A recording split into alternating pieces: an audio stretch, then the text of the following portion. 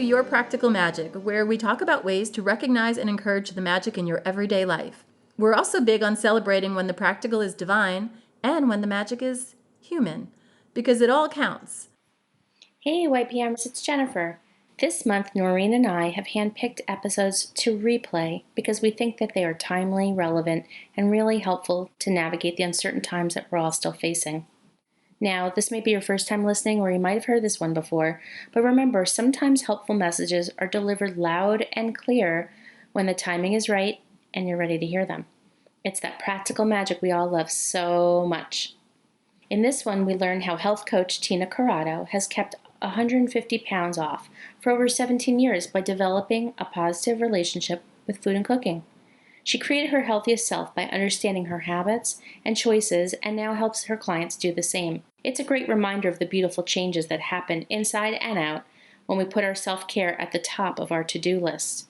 Okay, let's begin. Today, EJ and I are talking to Tina Corrado, a health coach based here in New York City. She's transformed the love of food instilled in her by her Italian-American family into a healthy eating approach. Tina lost 150 pounds 17 years ago, yet she never lost her love for beautiful, delicious food. She's also cooked up new ways to share her love with her clients and Instagram followers. Let's hear from Tina now.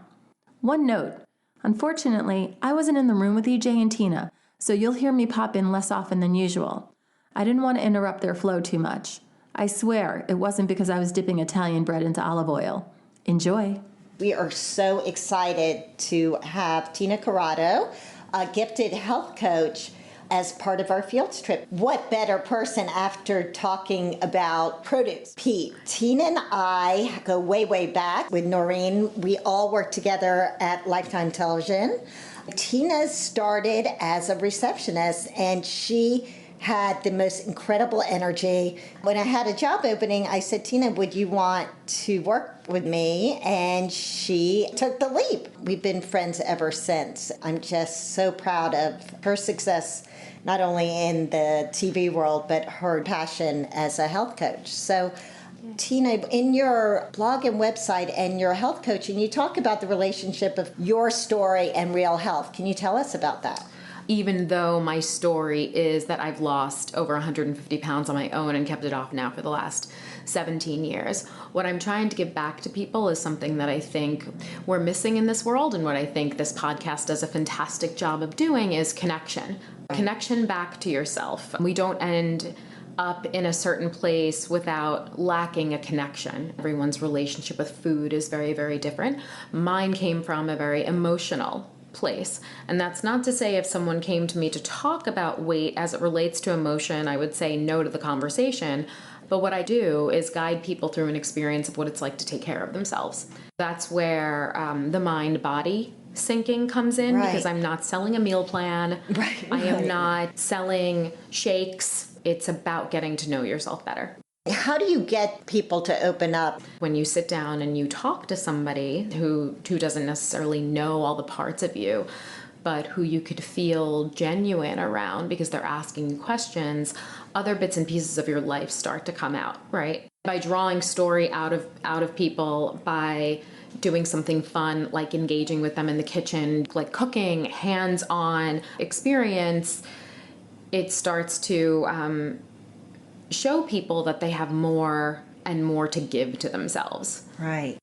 I love Tina's story about her Sunday night dinners with her family, and I never got the invite, but No. Her parents lived in Brooklyn. You know, there's felt like there was a lot of that connection between food and love, and so that story really resonated with me because I think so many cultures, food plays an important part, but sometimes it can also be damaging. How do you feel when people start to share that food equals love? You like live to eat or you eat to live, you know, I'm of the live to eat, You know, baby.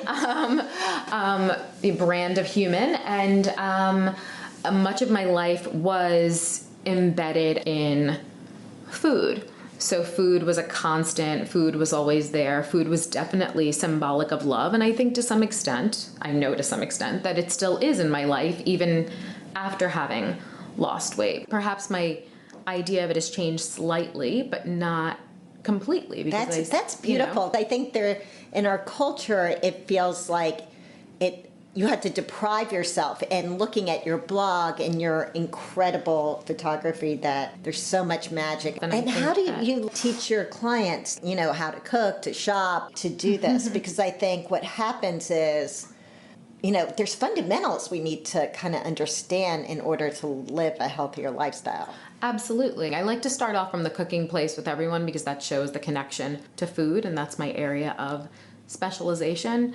Depending upon the person and what their needs actually are, sometimes I walk into kitchens that aren't very organized, and we have to start just from an organizational standpoint. Everyone wants to start with the cooking because the cooking seems like so much fun, but the space isn't suited even yet for cooking. My dream and my hope is to get people connected to their food by being in their kitchen with them and getting them aligned in their space so that they do have the space in their home. Because if you don't have the space in your home, then that means you're not creating the space in your mind to actually do it. So is it like clutter? I'm trying to understand it. So do you find, or is it just they don't have the pantry stocked in a certain way that will... No, it has to do more or less with organization.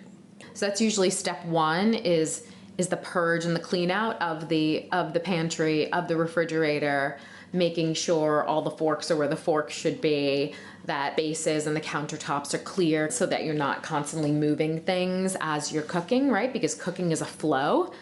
So it's like almost a meditation, it sounds like. Absolutely. Right. Absolutely. Yeah, I was thinking it's like preparing a ritual in some ways, right? Like the whole idea is that they're not really set up, like you said. Yep. The kitchen space has not been really consecrated, so to speak, is for meals and for preparation. Absolutely. And you'd be surprised, Noreen, at just what happens once the kitchen is organized. Like the magic actually that can go on in the kitchen that you didn't even realize. Was that always part of your life? And I started out making the same pot of lentils the summer that I moved out of my home, and did that over and over again ad nauseum until they tasted like something that reminded me of my grandmother's lentils. So I started out just making one thing. I love this. Right? So, yes. So it's actually quite simple. And it was the first time in my life that I actually ever had my own kitchen space to myself. The summer that I ended up losing the weight and I lived on this farm in Connecticut. I was taking an interest in cooking my own food for the first time. It wasn't my mother. It wasn't my grandmother. It was from me. It's like this independence and this journey of your own awakening. I think so many people just stop because they're not perfect in the first round of it. I think that story is so beautiful on so many levels. Exactly. Whenever someone's working with me, I tell them they're really buying a gift for themselves. It's also an act of choice that's saying, like, yes, I am going to go through the steps to learn how to do this, and from there, I'll grow.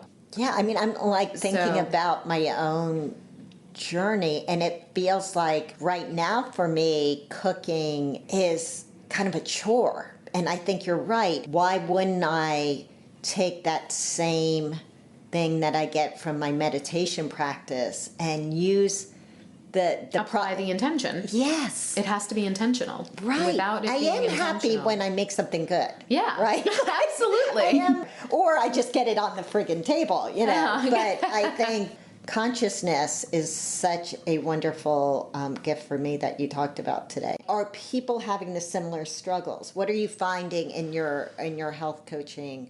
So once we get past the clean out and the pantry and refrigerator organization, and we work on grocery lists together, learning cooking terminology, and then from there go to the grocery store, and then the cooking begins. Right. People want to learn, like, how can I cook in a way that's not so that I'm eating chicken and broccoli every single day for lunch, but what I offer is like a modular way of cooking.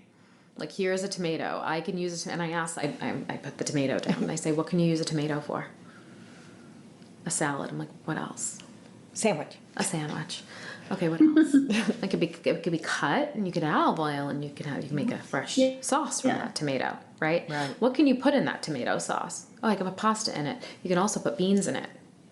Ooh. You can also put it over eggplant and put it over vegetables and grate a little fresh cheese on top. And all of a sudden, you're building from one tomato 6 to 8 new ideas. It really is thinking about these extensions.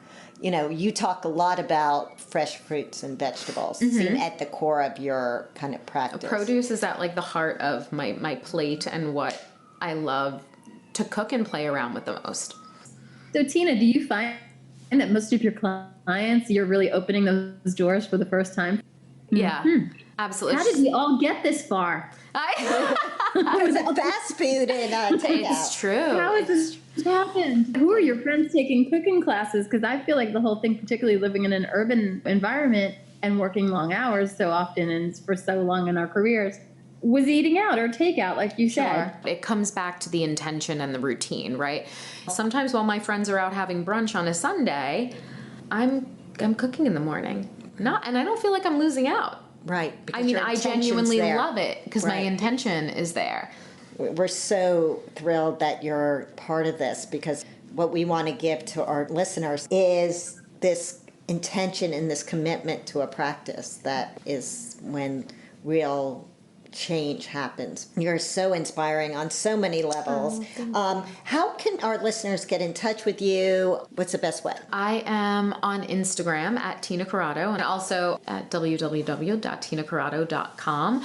And I could be reached at me at tinacorrado.com. And so you'll do workshops as well as individual coaching? Absolutely. So I do the classic thing that most folks sign up for is kitchen and cooking boot camp, which is the 4 to 5 part one-on-one work going into the home and doing pantry, kitchen organization, grocery shopping, and it's all phased. And I have done just one-off cooking with individuals too. I hired Tina. She did cooking with my kids, who still make zucchini noodles their favorite dish. It's once a week in our household, and they can make it themselves. So I think they'll go to college and they can impress their friends with zucchini noodles. And also remotely, if people are not in New York. Sure, I do one-on-one coaching, so starting with just 12 50-minute sessions. And if someone does want to cook, I have done cooking over FaceTime and Skype, where I mirror the grocery list on my end with them and do the cooking one-on-one, which is just sort of fun, because you'd be surprised how many vegetables you can cut up and roast in 50 minutes while you're on a FaceTime with somebody. Well, thank you so much. Absolutely. That's this episode of Your Practical Magic. Thanks for being here with us. Please remember to like and share on Apple Podcasts, Google Play, Spotify, wherever you get your podcasts. And go to @YourPracticalMagic on Instagram or Facebook for visuals on all of our doses and more. Please like and share there too.